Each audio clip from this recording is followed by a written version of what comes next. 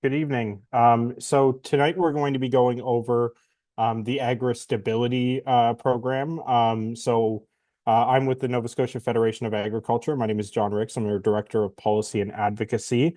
And what we're going to be doing here is providing some information on how the AgriStability program can benefit you and kind of be there for a bit of protection as we are experiencing a lot of economic uncertainty. I think right now we're kind of facing a situation where we're not being directly impacted by tariffs in the same way that some other countries are, but there is definitely a lot of economic volatility in the market right now that AgriStability could provide some pretty significant protection from if you are a farmer that's looking to get some insurance. As well, in addition to the market volatility, we don't really know what the weather is going to look like later this season, whether we're going to have a weaker or a stronger hurricane season. So I'm going to pass it over to Aaron, who's going to provide some information on AgriStability. And then at the end, I can kind of take over again and provide a little bit of context on why we think it's really important to move forward with this right now. And then we can provide some period of times for questions and answers at the end as well. So I'm going to kick it over to you, Aaron. Perfect. Thanks, John. I'm just going to share my screen here. Okay, John, can you see it? Yep. Okay, perfect. So a few of you may have know me. I'm Erin Sears. I work with the Department of Agriculture, and I'm currently the BRM or Business Risk Management Advisor for Nova Scotia. This was a term position that I took back in December. It was created to help producers learn more about the suite of the programs and be able to contact and connect with someone within Nova Scotia for assistance. So in my role, I can help producers navigate these programs, as well as discuss these tools and your operation and figure out what will help you with business risk management.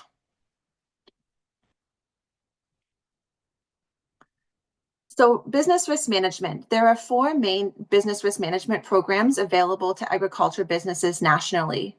Participation in these programs is voluntary and includes a producer contribution component. BRM programs are cost shared, federally it's 60% and provincial is 40%. So the suite includes AgriStability, AgriInvest, AgriInsurance, and AgriRecovery. I'm just going to give a quick overview of each program. So AgriStability, we're going to go into more detail after this slide, but it's a margin-based program that provides support for larger income losses. Benefits are based on a decline in your firm's current year margin. So we refer that as to program year margin compared to their average historical margin, which is your reference margin. It is a whole farm program, which means that all sources of farming income are considered when calculating program benefits. It's not just commodity specific. To participate, a producer must have been farming in Canada during the program year and be reporting farming income for tax purposes. We're going to go into more detail for this program, as I mentioned. AgriInvest is another program. It's a savings account for your farm. This is a government matching savings account that's designed to help you manage income fluctuations and reinvest back into your farm. Each year, you can deposit up to 1% of your allowable net sales into the account, and the government will match 1% of the amount. So most farmers in Nova Scotia, they kind of take advantage and just do the 1% to get that matching government contribution of 1%. So once the government matches it, the money is yours to use whenever you need it, whether it's helping you to manage income declines, manage unexpected costs, or reinvesting into new equipment. So these 2 programs are administered by AAFC out of Winnipeg. AgriInsurance is the next program, and it's administered here in Nova Scotia by the Nova Scotia Crop and Livestock Insurance Commission. It is production insurance, and there are different plans for different commodities.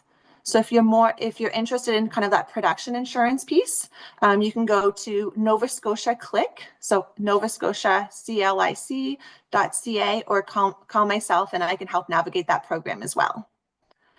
Agri-recovery is not a program, but a framework which forms the basis by which federal, provincial government can work together with natural disasters to kind of assess the impact and determine whether there is a need for an agri-recovery initiative.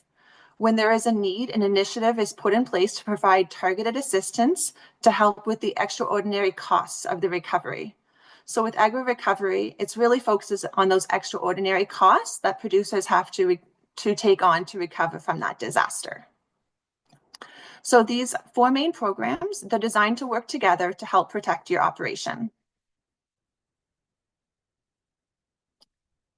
So AgriStability provides income protection based on your annual production margin. So it's important to kind of understand what that means and how that's calculated. So this slide here kind of shows how it's done.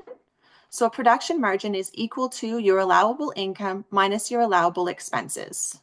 Allowable income generally includes all commodity sales, and it also includes certain program payments, for example, crop insurance. Allowable expenses are those that capture input costs directly related to the production of commodities in a given year. So for example, that would be fuel, fertilizer, seed, feed, arm's length labor, but it doesn't include any of those capital costs that you may have as well, such as land or other equipment. So once you look at your allowable income and subtract your allowable expenses, that kind of gets your production margin before those accrual adjustments. So you need to take a look at those as well. So the program year margin, it has a series of adjustments to kind of make it look a little bit more fair and accurate comparisons. So as Canadian producers, we have the option to report our income to CRA on the cash basis or the accrual basis. So margins calculated for most producers are on the cash basis of accounting, as most report their financials that way for tax purposes. So cash reporting, it may not reflect the value of the production during that fiscal year. So for example, there might be commodities produced in the program year that are in inventory that aren't included, while there might be sales from previous years that aren't. Similarly, outstanding bills related to program years are not included, while bill payments for previous years are included. So really, to try to isolate that income situation in a program year, accrual adjustments are applied to the cash-based margin for each year. So they measure the value in the changes of inventory, which would be the commodity on hand, receivables, which would be amounts that are owed to the producer, payables, amounts owed by the producer, or purchase imports, so prepaid imports that you have on your farm. So these adjustments are not applied to participants who filed their taxes on accrual basis, because that would already be on your tax data.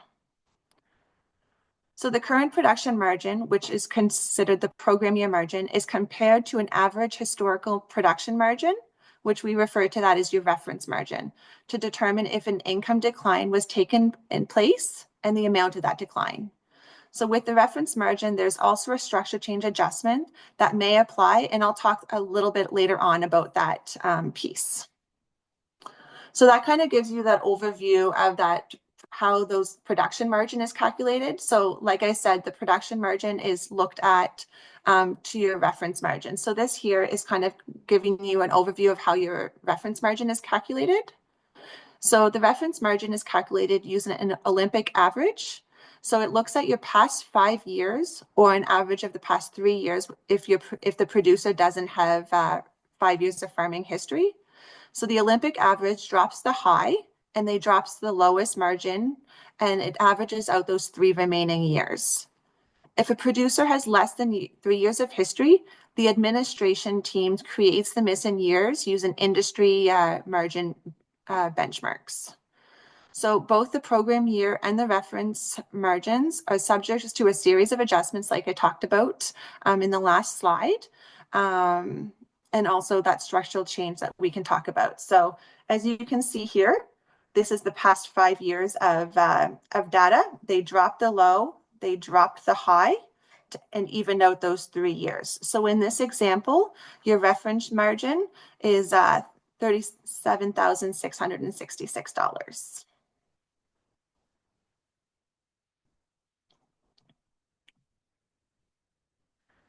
So this slide here gives you an overview of how a program is triggered. So income loss program purpose is measured by comparing the program year margin to the reference year. So if the participant's program year margin has declined by more than 30% relative to the reference margin, an AgriStability payment is triggered. Your program payments over 80% of the loss for 80% of the loss for every dollar beyond that 30% threshold. So let's just go over this example here. So you can see here that this is their 5-year historical information. They dropped the lowest, they dropped the highest, and they're taking those 3 years and it's making it into the reference margin. So in this example here, that let's just say the reference margin is $100,000. So in order for the program to trigger, you need to be down 30%. So in this scenario, it's $30,000 in order to trigger a payment. So the next column here is showing a scenario that, let's say your income dropped 75%, which would be $75,000. So the first 30% is the program wouldn't trigger until that 45%. And then within that area right here, the compensation would be 80 cents on the dollar. So in this scenario, you'd get $36,000 as a benefit.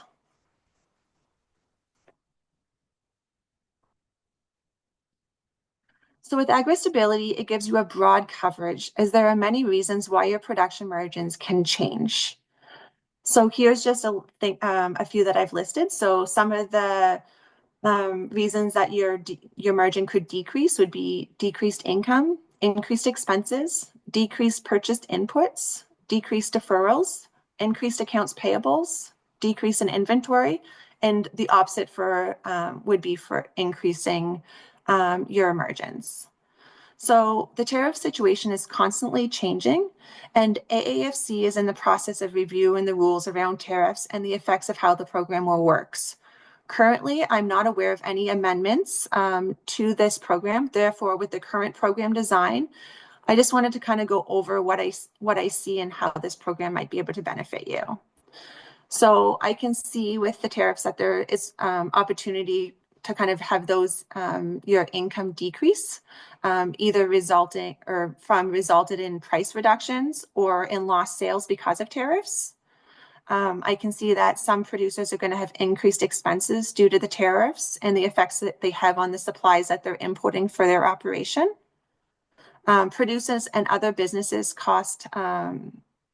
they're going to have less money, or they might have some issues with cash flow. So it might have an increase on your accounts payable, or if you're the operation that's having cash flow issues, you could have an increase in your accounts payables and receivables. The tariffs may affect your supply and demand, which also could cause a decrease in your commodity price. So if you have inventory on hand, you might have a change in your inventory value as well. So I know that there's some possible positives too. I know that there's a lot of opportunity and a lot of talk around Nova Scotia Loyal and selling products locally. So some producers might be able to actually increase their income by selling directly to Nova Scotians. But for this example, I just kind of wanted to highlight some of those negative, I guess, options.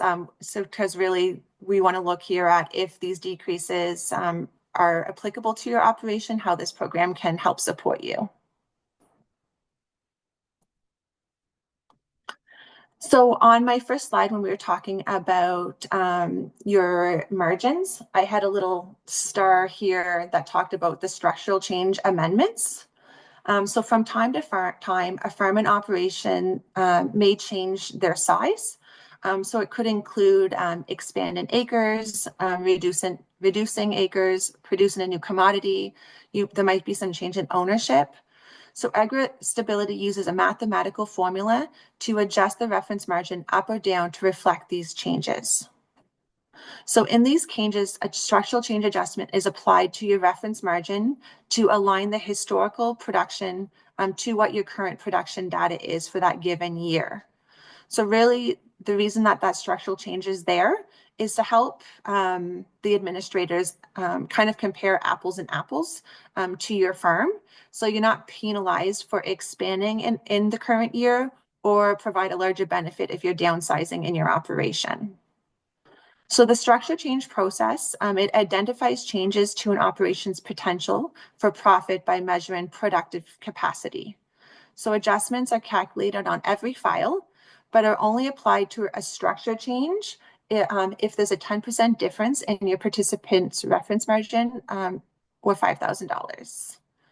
So it's important to note here that structural change calculations can be waived if the changes in your productive capacity is due to a disaster. With time constraints, not going to go too deep into this, but I think it's important to know that it exists and why it's there. There's two ways that they typically do it. It would be the ratio method or additive method, and I'm happy to go over those options one-on-one. But the point of this, I guess, slide is to really let you know that it's there. And also, both methods, they use a benchmark per unit calculation. So it's important to know what that is. So benchmark per unit is the industry average margin for one productive unit of a given commodity in a specific region. It represents the difference between the allowable income and expenses related to the productive unit of that commodity. So for example, a crop benchmark per unit or BPU would equal the average margin related to producing 1 acre of crop. Or if you're looking at breeding livestock, it would be equal to the average margin related to 1 productive cow. So it is important to know that they do look at structural changes on your file, as sometimes people have a misunderstanding on how the program works with crop rotations. And they think that because they change things up or they change the commodities year over year, that this program wouldn't work for them, but there's something built in to kind of help you navigate that. So new file and deadlines. So changes, I guess, for 2024 program year. So there's new file and deadlines for AgriStability. So this would be anybody who's currently in the programs. So starting with 2024 program year, the deadline to submit your AgriStability program forms will be June 30th, 2025 for the initial deadline to submit your 2020 forms without penalty, and September 30th for your final deadline to submit your 2024 forms with a penalty. So the old dates were September 30th and December 31st. So they're hoping that by bringing those dates up, it will help process your file quicker. And if you're eligible for a benefit, you're going to be able to get that assistance sooner. There's also the tax-aligned reference margin. So starting with 2024 program year, you can choose to have your reference margin calculated using the same method of accounting you file for your taxes. So it can be cash or accrual. So this feature only applies to your reference margin. Your program year margin will remain on the accrual basis. So for cash filers, this means your reference margin will no longer be adjusted to account for purchased imports, deferred income, accounts payable and receivables, and crop inventory that I talked about when I went over that reference margin. So where I see like the biggest benefit for this change is if you're listening to this and you're not currently in AgriStability, by let's say your cash basis, if you file cash, then you don't have to give those 5 years of historical accrual information, so it can save you on paperwork when you're getting into the program.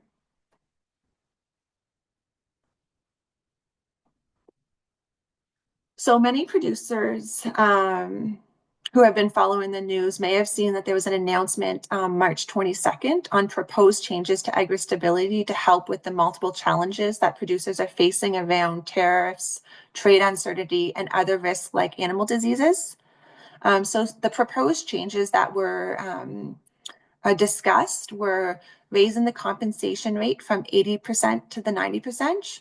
which will increase AgriStability payments, and then doubling the payment cap from 3 million to 6 million for 2025. So these proposed changes are not on, or these I guess are on hold until kind of after that federal election. But once we all go back to the table, the provinces do have to agree to the changes and support them, since it's a provincial and federal cost share program. So the reason that I'm talking about them, I guess today, even though we are unsure if they're going to move forward or not, is if you want to take advantage of AgriStability, the deadline is April 30th. So you need to be enrolled in the program to take advantage of these changes if they move forward for the 2025 program year.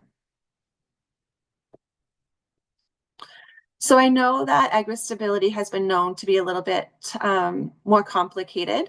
So I wanted to kind of go over some examples to share. If you're a visual person like me, hopefully this will kind of help you understand the program a little bit better. So let's say tariffs have caused your farm to reduce your income because there was price negotiation, so your income is down. You also had a slight increase in some of your expenses. You typically don't have accrual adjustments, but because of, let's say you have some grain on your farm and the price has dropped, so you're going to have an inventory value change. And then also there are some slower payments, so you have a small receivable.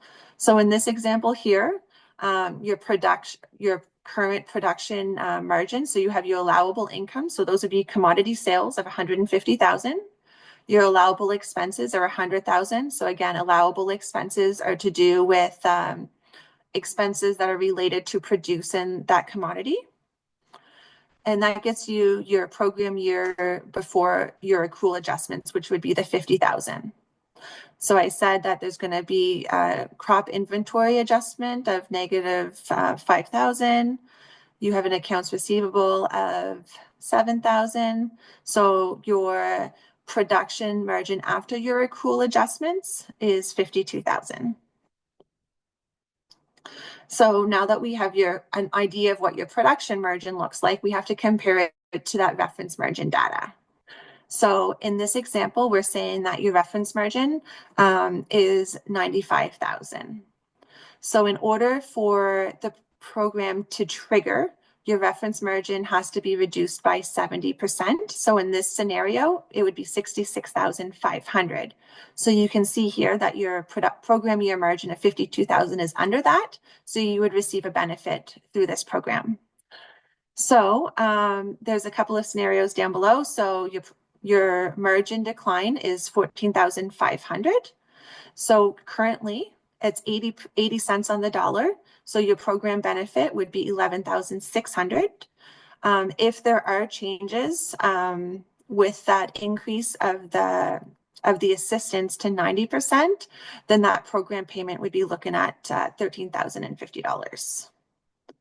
So the fee to protect your farm, it's equal to 0.45% of your contribution reference margin, and it's multiplied 70% support level. So basically the easy math is you look at it's about $3.15 for every 1,000 of protected reference margin. So in this scenario, you take the 95, you times it by 3.15, so you are at $299.25. There is also an annual $55 administration fee. So in order to get this benefit, it would have costed you $354.25. I do want to just note there might be some small firms online. There is a minimum fee of $45 as well.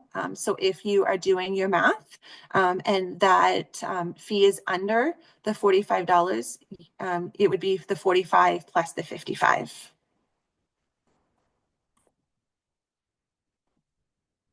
So let's go over another example. I think we have lots of time here. So let's say your income is 487,500, and this number is 25% less than what you typically have for your sales. So this would have made your typical income 650,000. Your allowable expenses, for simplicity, stay the same. Sorry, just one moment.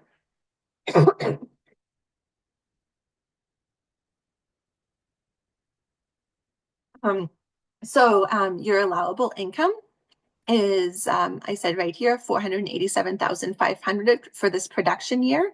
Your allowable expenses is at 380,000. So that leaves your program year margin before those accrual adjustments at 107,500. In this scenario here, there was no accrual adjustments, which is pretty typical on a lot of Nova Scotia operations. So your production margin after that accrual adjustment is the same. So once again, you look at your production margin, you have to compare it to your reference margin. So in this situation, we said that your income was 25% lower. We're assuming that those 5 years were the same, right? Because your reference margin is based up on your last 5 years. So this is just a scenario that, let's just say your reference margin is 270,000. So as we know, the program, you have to have a 30% reduction in order to have the program trigger. So that would be 189,000, which would be the trigger point, and your program year margin is under that. So your margin decline is 81,500.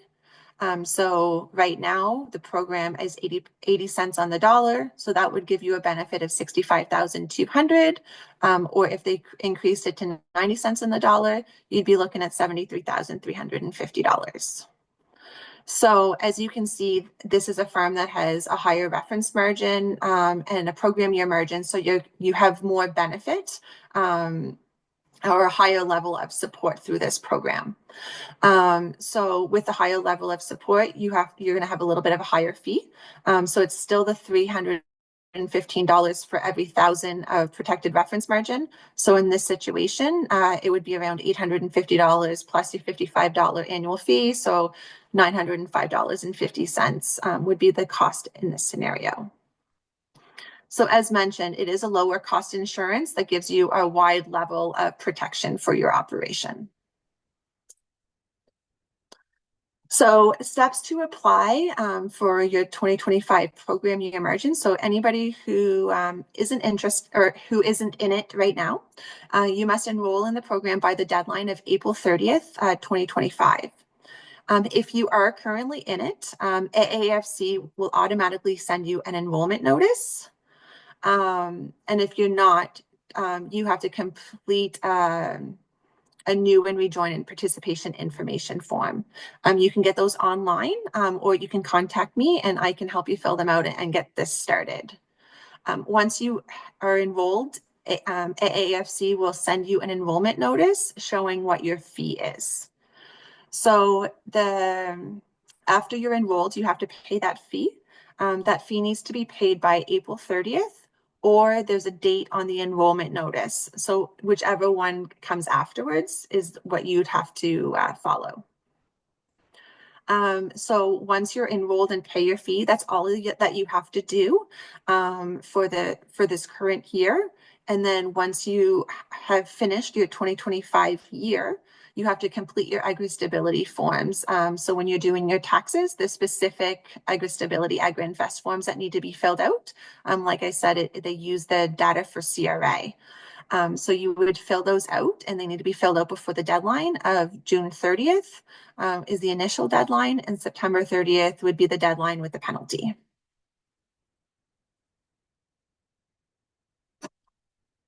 I'm actually just going to go back to this.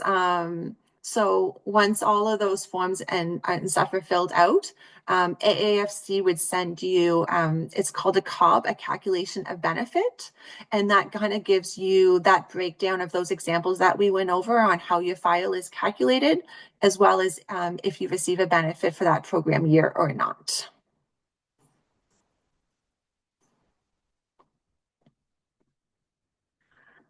So this is just my last slide, highlighting again that if you're interested in AgriStability, please reach out to me. I'm here to support any questions that you have as well as the process.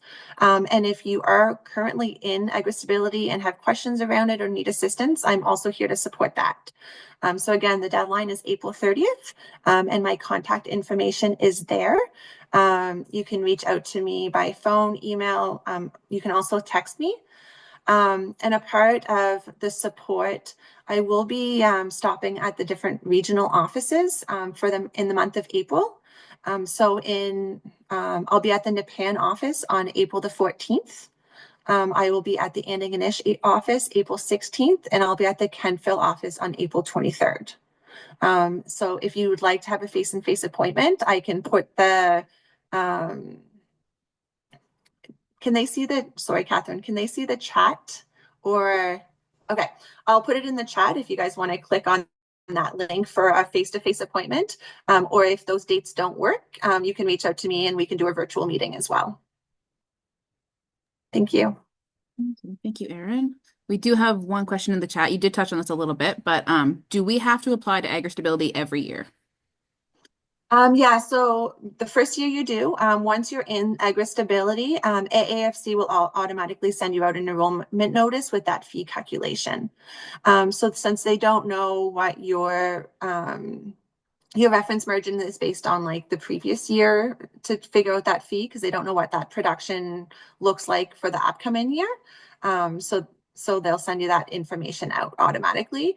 If you don't get it, let me know and I can look into that for you and make sure that you do get it before the deadline, because the fee does still have to be paid by April 30th if you're currently in the program. Thank you. And I see we have a hand up. Alicia, you should be able to unmute yourself now. Hi, can you guys hear me? Yep. Yep. Okay, perfect.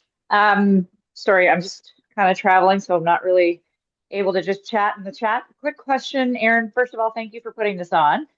My question is in regards to the specialty producers for chicken and egg, because you obviously didn't touch, or maybe I missed it, didn't touch on the supply managed piece of this or inability piece.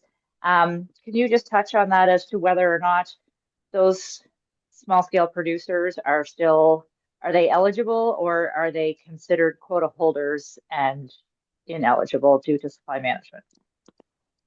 So with AgriStability, you can be in supply management and still be eligible for AgriStability. So all farmers can be eligible for AgriStability.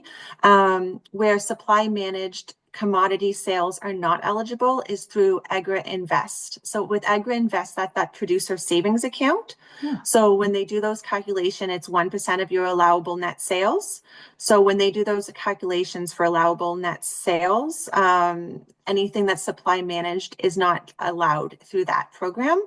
But anything that's not allowed or that's not supply managed, you can still go through that program. So let's say you're a chicken farmer and you also have crop sales or grain sales, or you run a market garden, you'd be eligible for those commodity sales through AgriInvest. You just wouldn't be eligible for it through your egg or poultry. With anybody who does a free range, I believe all of that, you'd still be eligible for those ones. I can double check on that, Alicia. As well as with the meat hen shortage. I know I've been talking to several producers that have small market gardens that have the kind of smaller free range licenses. And with those ones, call me and we can go over kind of what's happening on your operation and go over kind of those numbers and examples. What I'm finding is a lot of them are a smaller operation where sometimes the math isn't making sense, or that there's kind of a gap, I guess, maybe in the support that's needed here in Nova Scotia. A lot of them are running partnerships, which means that you have to have kind of like 2 pins, 2 annual fees, and you have smaller commodity sales. So it's really hard to kind of trigger that 30% reduction and make that number valuable for your operation. Right. Okay. Thank you very much. Yeah. And does that answer it, or? Yeah, it does. And thanks for touching on the supply managed piece. And I'm sorry that I said that kind of backwards. Oh, no, thanks. And the other component to that, and that was the reason why I did ask that about the AgriStability and the specialty producers, because I know that as a specialty producer ourselves, we got an email saying that that may be an option, and I just wasn't sure how that was going to fit in and whether or not they were considered, like how they're their piece in the bigger commodity world fit. So Yeah. Yeah, nope. So yeah, again, you'd be able to look at AgriStability for that support. It's open to it. So Alicia, if you wanted to kind of connect, and like I said, we could go over specific numbers for your operation and see what makes sense or what doesn't make sense. Thank you. Any other questions from folks?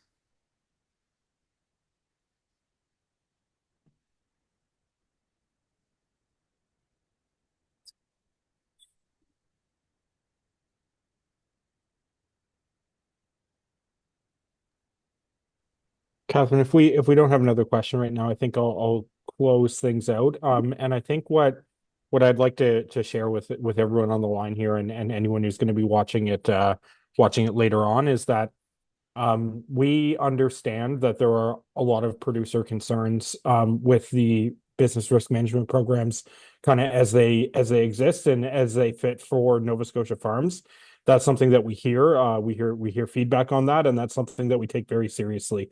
And it is kind of an ongoing discussion with the department on making sure that these programs work better for farms in the future.